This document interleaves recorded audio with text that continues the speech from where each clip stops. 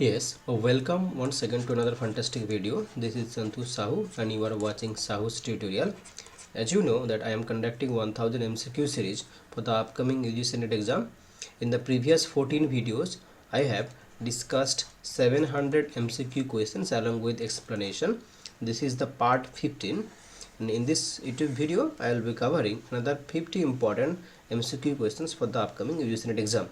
So watch the video till the end because it is going to be a very fruitful session. So here is your first question on your screen. Let's get into the video. So the questions 701 says that it is not language which has a hole in its ozone layer. Identify the author and book in which this famous statement appears. Karl Kruber in Ecological Literary Criticism, Jonathan Bate in Romantic Ecology, Robert Harrison in Forest, that is the Shadow of Civilization, or Kate Soper in What is Nature. So the quotation, that is, it is not language which as a whole in its ozone layer appears in Kate Soper's a book, that is What is in Nature. So here D is the right option. Okay, so D is the right option here. Move to the next question. Question number 702. Bruno Latour and Steve Ulliger inaugurated a new wave of cultural studies of science with the publications of Laboratory Life, Social Constructions of Scientific Facts Against Method or Higher Superstition. So Bruno Latour and Steve Ulliger inaugurated a new wave of cultural studies of science with the publication of which work? Was it Laboratory Life, Social Construction of Scientific Facts Against Method, Higher Superstition? So here the first option, that is Laboratory Life, was the right answer here. So A is the right answer here, and it has a subtitle, that is the Social Construction, Social Construction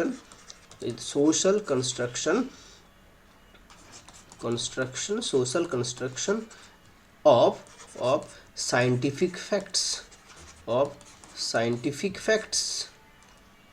So its subtitle is the Social Construction of Scientific Facts, Laboratory Life, that was written by Bruno Latour and Steve Ulliger. Let's look at this explanation here. That Laboratory Life, the Social Construction of Scientific Facts, is a 1979 book by sociologists of science, that is Bruno Latour and Steve Ulliger. This influential book in the field of science studies presents an anthropological study of Roger Gilman's scientific laboratory at the Salk Institute.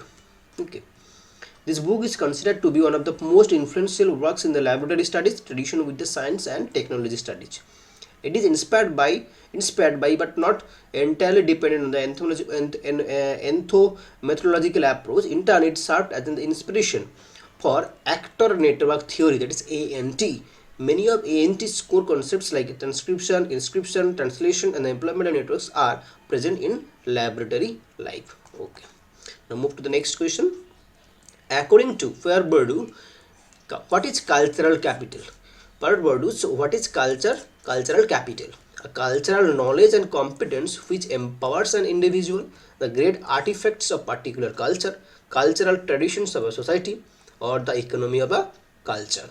So according to Pierre-Bourdieu, cultural capital is cultural knowledge and competence which empowers an individuals, and he has coined this term, that is cultural capital, in his work, that is Cultural Reproduction and Social Reproduction.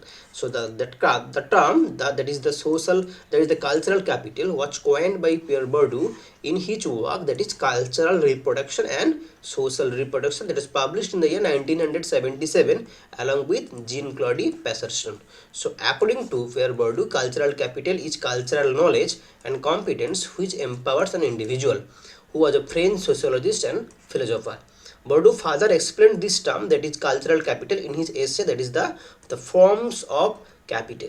In his essay, that is the forms of capital, he further has explained the meaning of the term, that is cultural capital.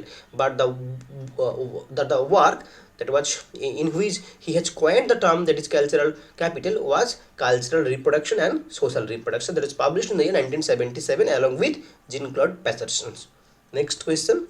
The Lion and the Jewel, the famous work by Wolfgang, is about tradition and modernity in Africa. changing role of women in African society, or interracial wars, or exile. So it was The Lion and the Jewel was about tradition and modernity in Africa. Changing of role of women in African society, no. It was it was yes, changing of role of women in African society, it is very true, but it was not about interracial wars and exile. So the first one and two is correct. So B is the right answer here. So The Lion and the Jewel by Wolfswanka is about tradition and modernity in Africa, and changing role of women in African society. So 1 and 2 are correct. So here B is the right answer. Next question.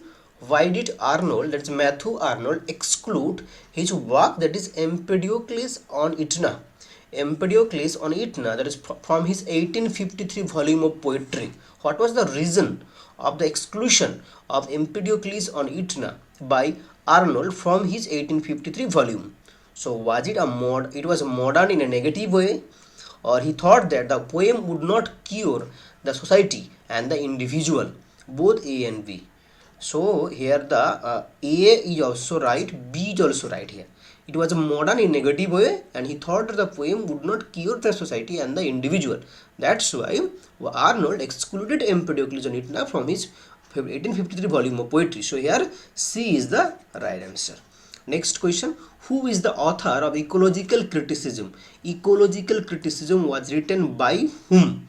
Karl Kroeber, Kate Sauper, Jonathan Bate, Munro Beardsley. So here Ecological Literary Criticism was written by Karl Kroeber.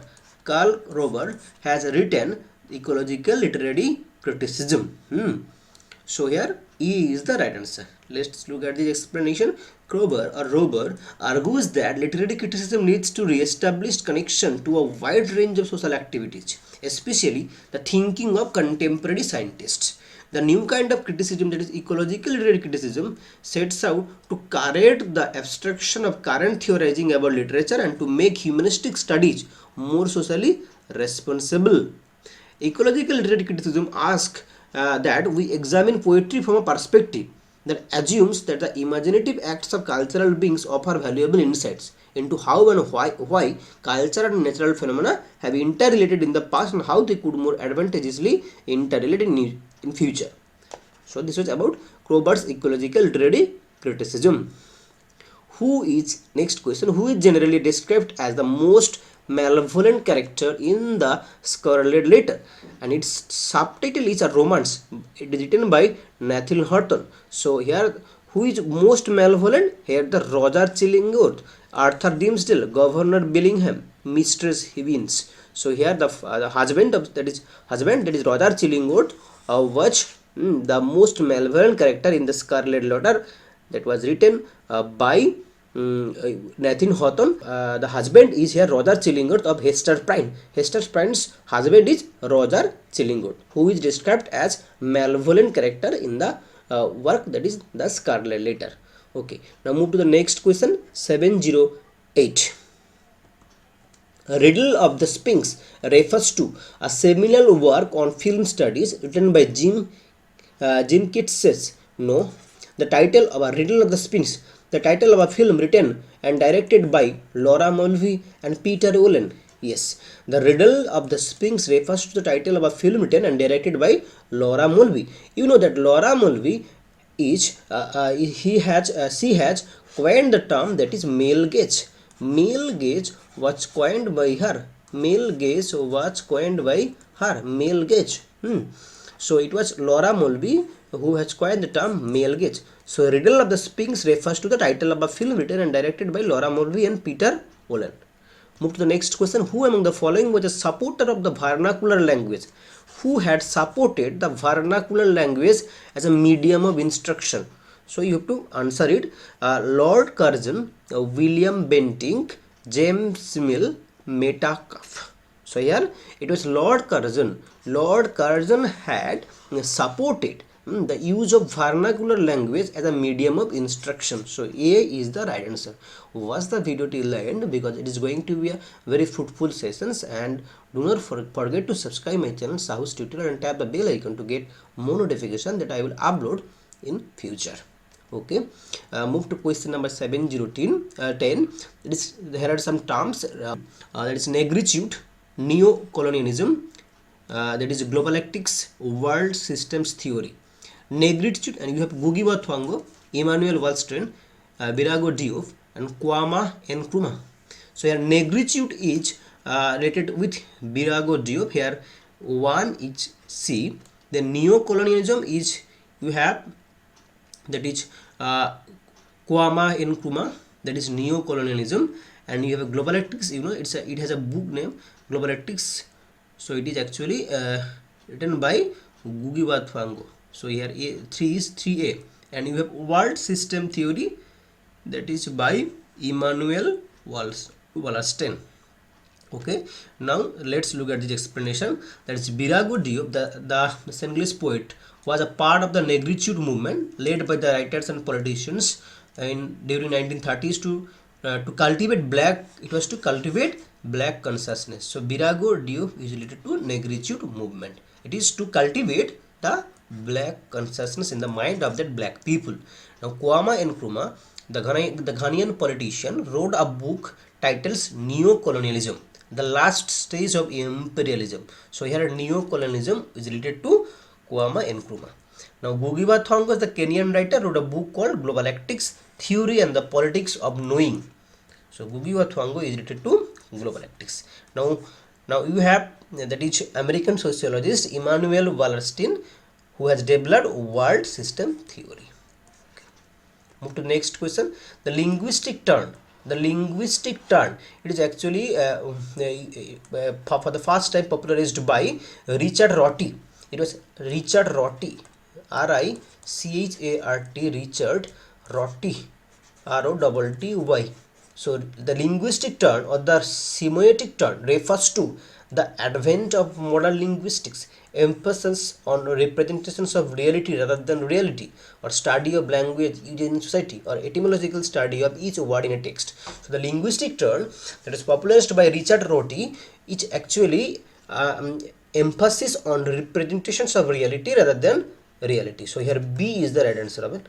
Let's look at here. That linguistic turn or the semiotic turn refers to emphasis on representations of reality rather than reality. The term itself is a commonly thought to have been popularized by Richard Rorty anthology, that is the linguistic turn, in which he discusses the turn towards linguistic philosophy.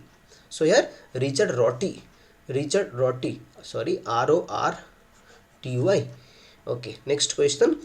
To conclude, as there are not to be found a worthier man and women than this fond couple, so neither can any be imagined more happy.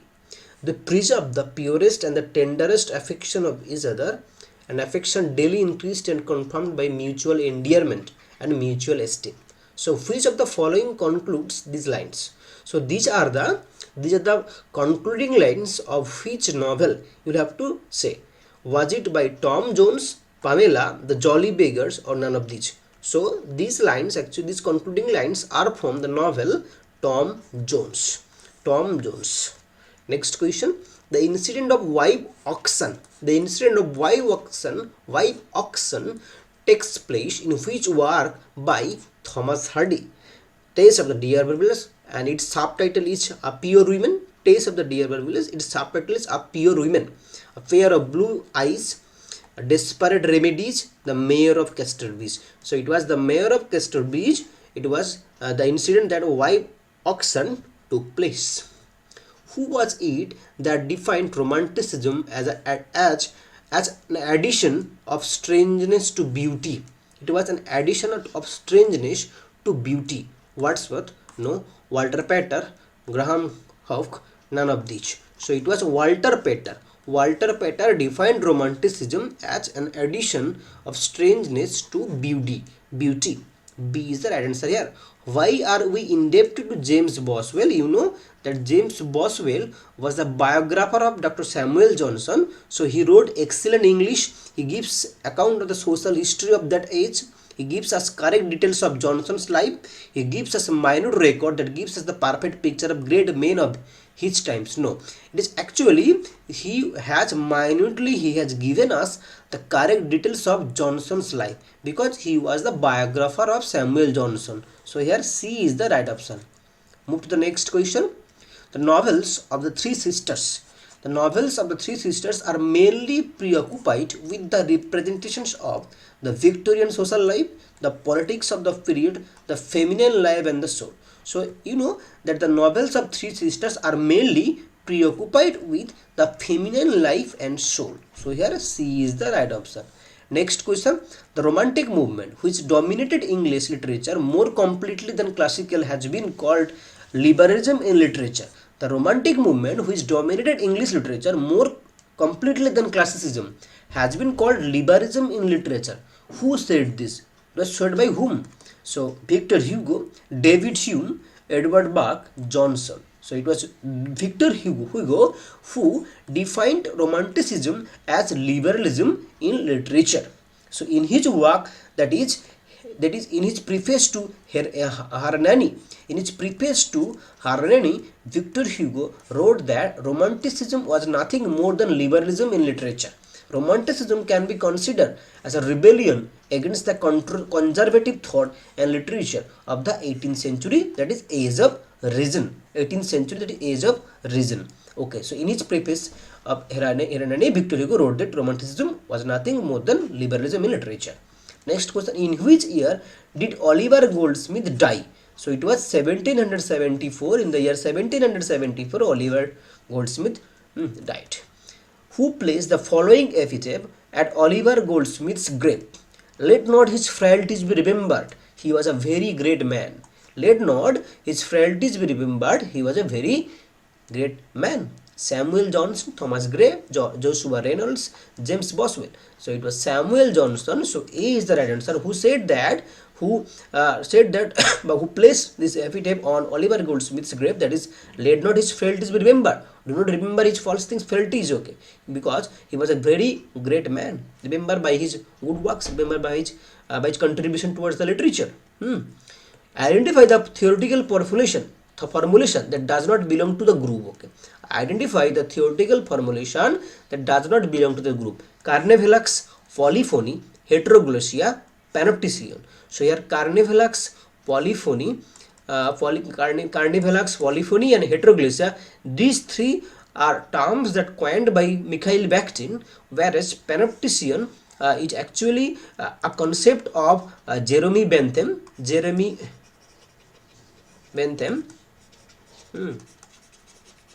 It's about the prison. So construction of a prison. Identify the theoretical formulation that does not belong to the group. So here panopticon or panopticism does not belong to this category because it was a concept of Jeremy Bentham, whereas carnivalax, polyphony, and heteroglossia, these three terms were coined by Mikhail Bakhtin in his several books. The next question. In serious critical intellectual work, there are no absolute beginnings and few unbroken continuities. Who made this statement? It was actually in serious critical intellectual work, there are no absolute beginnings and few unbroken continuities. Who said this? Who made this statement? Stuart Hall, Antonio Gramsci, Raymond Williams, Michel Foucault. So it was actually given by Stuart Hall. So Stuart Hall, in his work, that is Cultural Studies, Two Paradigms, that is Cultural Studies, Two Paradigms. In this work, that is Stuart Hall has given this statement that in serious critical intellectual work, there are no absolute beginnings and few unbroken continuities. So here Cultural Studies, Two Paradigms was written by Stuart Hall. Stuart Hall made this statement that in serious critical intellectual work, there are no absolute beginnings and few unbroken continuities. This statement appears in the work that is Cultural Studies, Two Paradigms in 1980.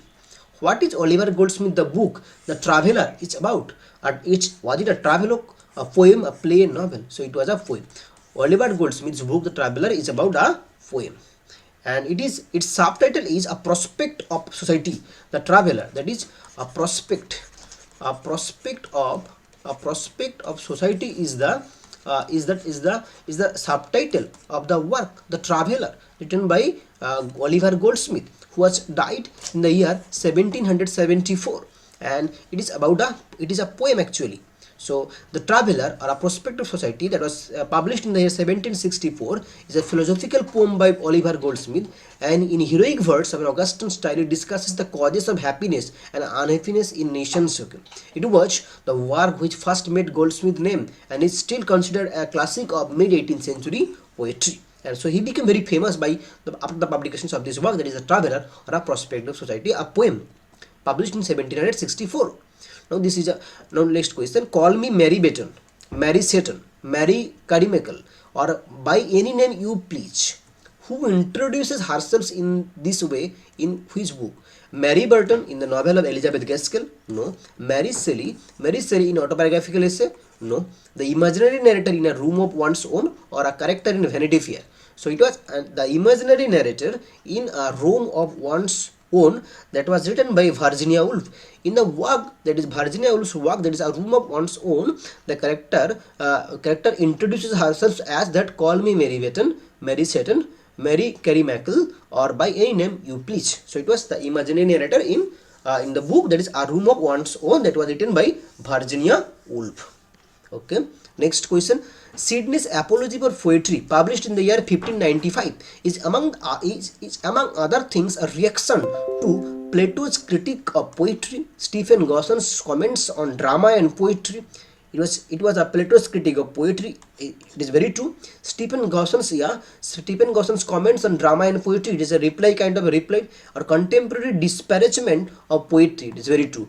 Debates in Germany. So it does not deal with any debates in Germany. So here first three options are right. 1, 2 and 3 are right. So you have B option, that is 1, 2, 3 are correct. So Sidney's Apology for Poetry is about a Plato's critique of poetry, and it was a kind of replies to Stephen Gossen's comments on drama and poetry, and it also deals with, it's a kind of reaction to the contemporary disparagement of poetry.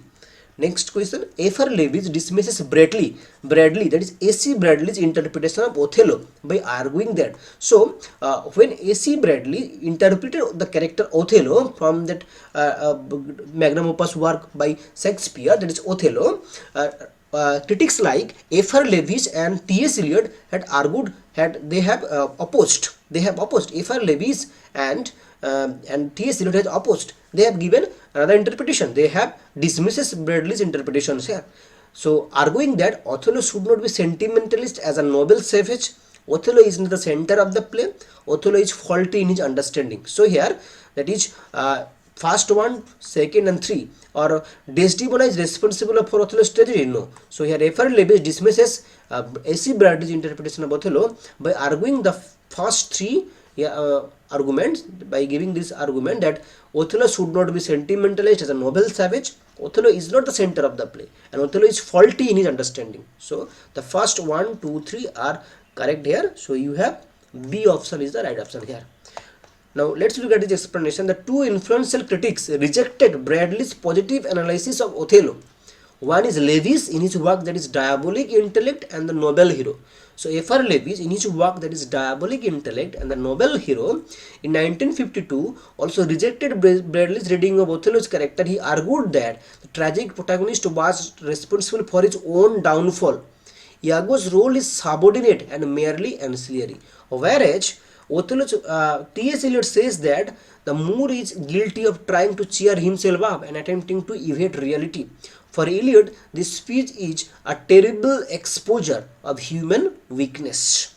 Shakespeare and the Stoicism of Seneca, this was the work where T.S. Eliot has rejected A.C. Bradley's analysis of Othello. So in T.S. Eliot's work, T.S. Eliot in his work, that is Shakespeare and the Stoicism of Seneca, in this work T.S. Eliot has rejected A.C. Bradley's point of view on Othello, whereas F.R. Lewis in his work, that is Diabolic Intellect and the Noble Hero, where he has dismissed or rejected A.C. Bradley's point of view on the character Othello from the famous magnum opus drama tragedy Othello by Shakespeare.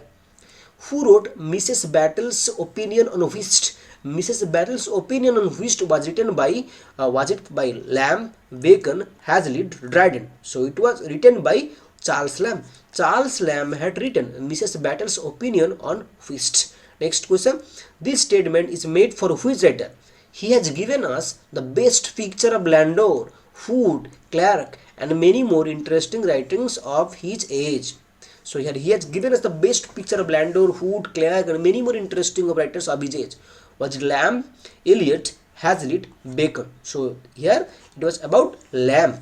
So it is about Lamb. So A is the right answer here.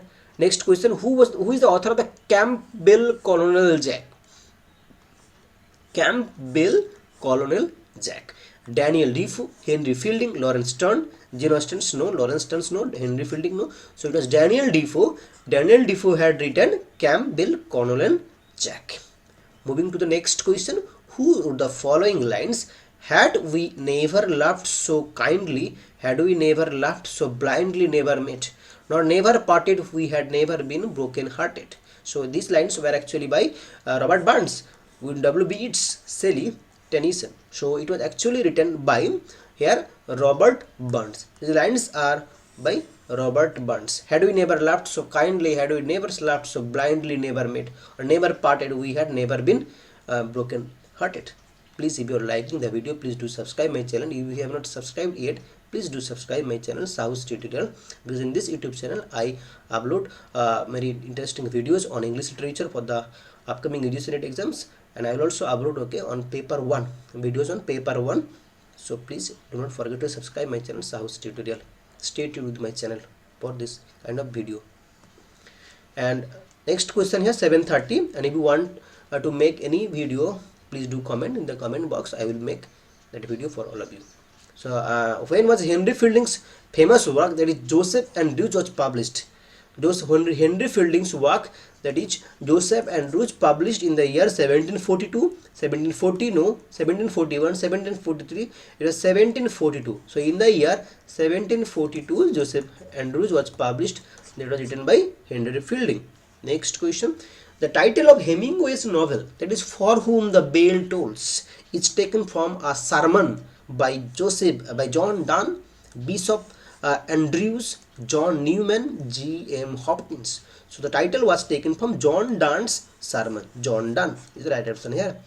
Moving to next question. Weave a circle round him thrice and close your eyes with holy dread. In Kubla Khan, these lines are about, Kubla Khan is the famous work written by Samuel Taylor Coleridge. It is an incomplete, unfinished poem. It is a fragmented poem. Kubla Khan. These lines are about Kubla Khan, the poet, the Abyssinian youth, or the spirit of the romanticism. So here B is the right answer. The poet. It's a fragmented poem, incomplete work by Samuel Taylor Coleridge. Next question. One of the consequences of the great vowel shift that was popularized by, it was Otto Jesperson who popularized this. On the English language, what was the consequences? What was the result of the great vowel shift in the English language?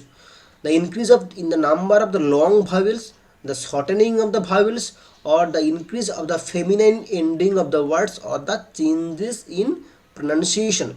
So it was changes in pronunciation and the shortening of the vowel. So vowel, there is the shortening of the vowel and changes in pronunciation. So here to and fro. These are the consequences of great vowel shift. So here B is the right option here. B is the right option here. Vowels are giving shortened and the pronunciation is changes in the pronunciation. So the great vowel shift was a series of changes in the pronunciation of the English language, and you have that each English language, through vowel shift the pronunciation of all Middle English long vowels was changed. And the standardization of the English spelling began in 15th, 16th century. The great vowel shift is a major reason English spellings now often deviate considerably from how they represent pronunciation. The great vowel shift was first studied by Otto Jesperson, who was a Danish linguist and Anglicist, who coined the term. So it was Otto Jesperson who coined that term, that is the great vowel shift. Moving to next question. Angels in America a gay fantasia on national themes. Angels in America, a gay fantasia on national themes, is a two-part play by Tony Kushner, Harold Bloom, Harper Lee, John Fowles. So John Fowles has not written here.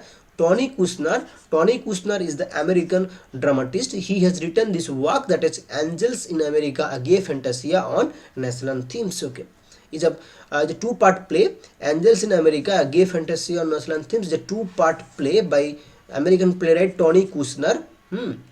The play is a complex is a complex, often metaphorical, at times symbolic examination of AIDS and homosexuality in America in 1980s. Okay, the two parts of the play are Millennium Approaches and Perestroika, may be presented separately. Okay, moving to next question. Bloom here, Harold Bloom dedicated this book, The Anxiety of Influence, to whom? To whom he has dedicated his book, Anxiety of Influence? William Wimsett, I. Richards, Emerson, Monroe Beardsley. So here the right option is William Wimsett. So Harold Bloom has dedicated the work, The Anxiety of Influence, to William Wimsett.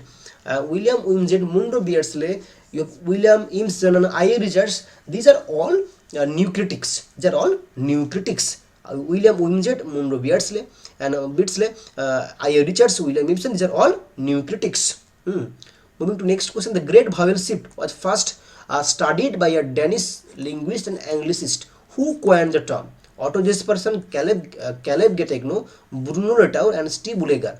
So here it was coined by Otto Jespersen. Otto Jespersen, who have studied and who has also coined the great vowel shift. It is about the shortening of the vowel and you have the changing in the pronunciation.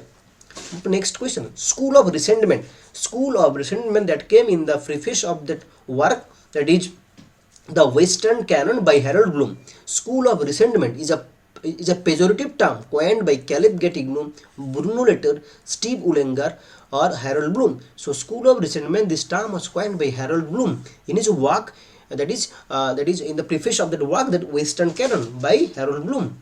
Bloom outlines the term School of Resentment in the introduction to his book, The Western Canon, the Books and the School of the Age, where Bloom stresses that he does not necessarily object to analysis and discussion of social and political issues in literature, but expresses indignation toward college literature professors who teach their own political motives through literature more than the aesthetics of the literary oath. Confessions of English Opium Eater, it is autobiographical novel written by Thomas De Quincey. Easy question. Who wrote the romantic novel called Rosamund Grey? Rosamund Grey was written by Hardy, no Austen, no Bacon, no Lamb. So Charles Lamb has written the romantic novel called Rosamund Grey. Moving to next question. Of what a mockery this, of history and the past and the to come. Now I do feel how all men are deceived, reading of nations and they are in faith, faith given to vanity and emptiness. These are lines from the Prelude. Okay, the above extract is from which book of Prelude? Book 9, Residence in France. Book 7, Residence in London. Book 3, Residence in Cambridge. Book 4, Summer Vacation. So these lines are from the work Prelude. Prelude's Book 9, Residence. It's a previous year question. Book 9, Residence in France. So here A is the right answer here. Moving to the 741. Which of the following in Jacques Derrida's epigraph to his work, that is Structure, Sign and Play in the Discourse of Human Sciences? Acha. So here more body, hence more writing, Helen Sixtus. We need to interpret interpretation more than to interpret things, Michael Eucam de Montaigne. But unlike philosophical reflection, the reflections we are dealing with here concern rage, whose only source is hypothetical. Claude Lévi-Strauss. If Cleopatra's nose had been shorter, then the whole history of the world would have been different. Blaise Pascal. So it was actually the B. That is, we need to interpret interpretation more than to interpret things. Michael by Eucam de Montaigne. So here B is the right answer here. Moving to next question. In Thomas Mann's Death in Venice, death of the protagonist occurs in a bar, no. In a beach, in a church, on the highway, no. So it was in a beach. The protagonist death of the protagonist occurred in a beach. So here B is the right answer. Moving to the next question. For whom this is said that she did for the English novel What the Lake Poets. Who are the Lake Poets? The Lake School of Poetry you have, that is Sadi, Robert Sadi. Then you have that is Coleridge, and Wordsworth. Coleridge and Wordsworth. These three are you have these three are the lake poets. Sadi. So here the quotation is saying that she did for the English novel what the lake poets did for the English poetry. Okay. So you have was she Bronte, George Eliot, Mrs. Gaskell, Austen. So here it was Jane Austen. So it was spoken for Jane Austen. So here D is the right answer here. Next question. With what does Sir Walter Scott's book The Talesman deal? The Talesman is one of the Waverley novels. So was it about French folklores? No. The Irish legends? No. The Crusaders or German folklores? So the Talesman is about the Crusaders. C is the right answer here. So the Talesman is one of the Waverley novels by Sir Walter Scott, published 1825, as the second of his tales of the Crusaders. As the second of his tales of the Crusaders, it is set during the Third Crusade and centers on the relationship between Richard the First of England and Saladin. Moving to the next question, who wrote these lines when William Wordsworth became a Tory and accepted the office of a distributor of stamps? Just for a handful of silver he left us, just for a ribbon to stick to his coat. Robert Burns? No. Browning, Rupert Brooke, Robert Sadi. So it is Robert Browning who told this when William Wordsworth became a Tory and he accepted the office of a distributor of stamps. Moving to question number 746. Two among the following poets wrote the village poems that addresses the perennial theme of rural poverty. Oliver Goldsmith, very true. Collins, no. Samuel Johnson, no. George Crabbe. So here 1 and 2 is the right answer here. So you have C is the 1 and 4 is the right answer. So here you have C is the right answer here. Moving to next question. In which of the following works it's developed his theory of gears? A Vision, The Secret Rose, John Sermon and Dive, and The Celtic Twilight. So it was A Vision. In this work, A Vision, which is a non-fiction work, in this work it has developed his theory of gears, but it was popularized poems like The Second Coming, where he has popularized the theory of gears, but it was developed in his work A Vision. Moving to next, said an archaeologist is the best husband any woman can have, or the older she gets, the more interested he is in her. Agatha Christie, Ezra Pound, G.B. Shaw, none of these. So it was Agatha Christie who has said this, that an archaeologist is the best husband any woman can have. The older she gets, the more interested he is in her. Moving to next question. We have the following plays by John Galsworthy deals with the cruelty, solitary confinement, strife, the silver box, loyalties, justice. So it was about justice, a 1910 play published in the year 1910. Justice is a play by British author John Galsworthy. It was a part of the campaign to improve the conditions of British prison. Justice, fair, and it was Winston Churchill attended an early performance of the play at the Duke of York's Theatre in London. Falder is the main character, who is convicted and is sentenced to 3 years penal servitude. Okay, to wind up the session, here is the question number 750.